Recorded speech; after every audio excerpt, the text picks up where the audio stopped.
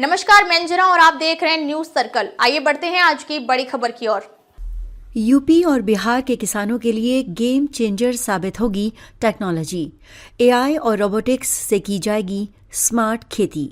राजधानी दिल्ली में आयोजित इंडिया एआई इम्पैक्ट समिट 2026 में जब दुनिया भर के दिग्गज मानवता के कल्याण के लिए आर्टिफिशियल इंटेलिजेंस की नीति तय कर रहे हैं, ठीक उसी समय पूसा स्थित भारतीय कृषि अनुसंधान संस्थान ने इसे धरातल पर उतारने की तैयारी पूरी कर ली है। संस्थान में नव स्थापित अत्याधुनिक एआई और रोबोटिक्स लैब भारतीय कृषि के इतिहास में एक मील का पत्थर साबित होने जा रही है।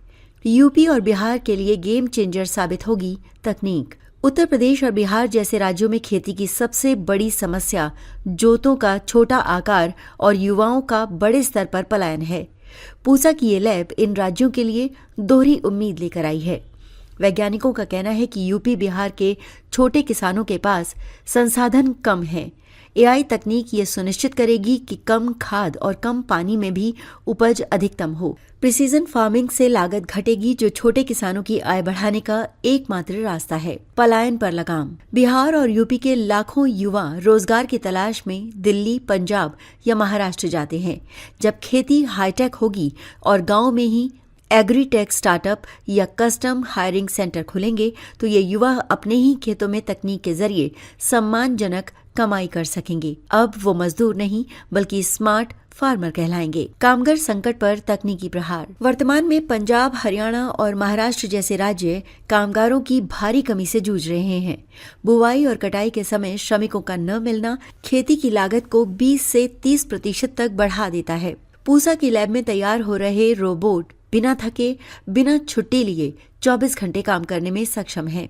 ये डिजिटल मजदूर न केवल पंजाब की बड़ी जोतों को संभालेंगे बल्कि यूपी बिहार में श्रम की कमी के समय फसलों को बर्बाद होने से बचाएंगे। साधारण रोबोट बनाम एआई रोबोट, समझ का अंतर।